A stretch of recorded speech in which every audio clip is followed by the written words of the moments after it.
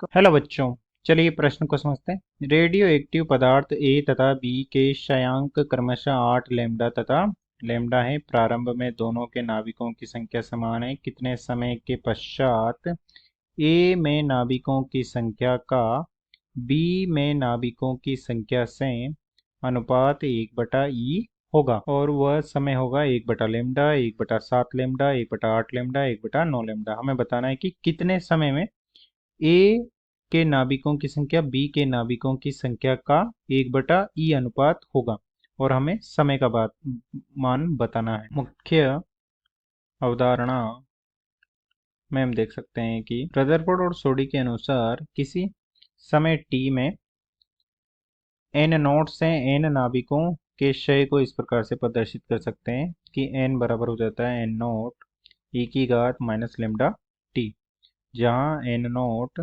t बराबर 0 समय पर, t बराबर 0 समय पर अर्थात समय पर परमाणुओं की संख्या है, परमाणुओं की संख्या है अर्थात प्रारंभ में परमाणुओं की संख्या, तथा n t समय पर परमाणुओं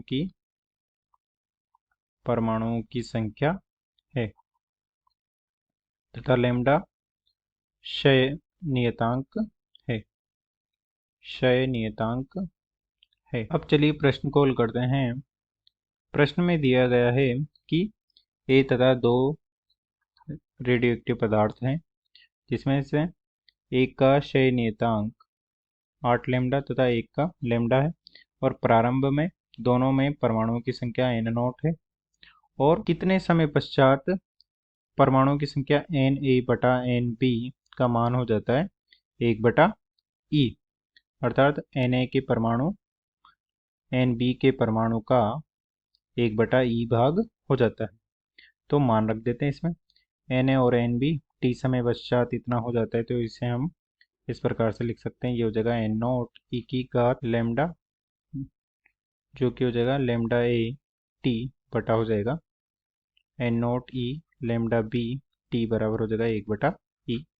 लैम्डा a का मान रख देंगे, जो कि हो जाएगा 8 है, और लैम्डा b का मान हो जाएगा लैम्डा, और ये हो जाएगा 1/e।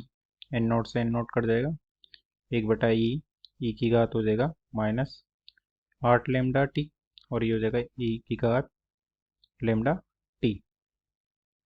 तो ये ऊपर चला जाएगा, तो ये हो जाएगा 1/e e की घात ऊपर चला जाएगा तो 7 लैम्डा टी, और ये हो जाएगा e की घात -1, और ये हो जाएगा e की घात -7 लैम्डा टी, और इसका एंटी लॉग ले लेंगे हम, तो ये हो जाएगा दोनों तरफ से -1, सॉरी दोनों तरफ से लॉग लेंगे तो e की घात की e की घात से घात बाहर आ जाएगी, और ये हो जाएगा -1 -7 लैम्डा टी, और t का मान हमें ज्ञात करना था, तो ये माइनस से माइनस कट जाएगा, और ये हो जाएगा 1/7 लैम्डा, अर्थात वो समय हमें प्राप्त हो चुका है जिस समय के बाद n के परमाणुओं की संख्या n b के परमाणुओं की संख्या का 1/e गुना थी।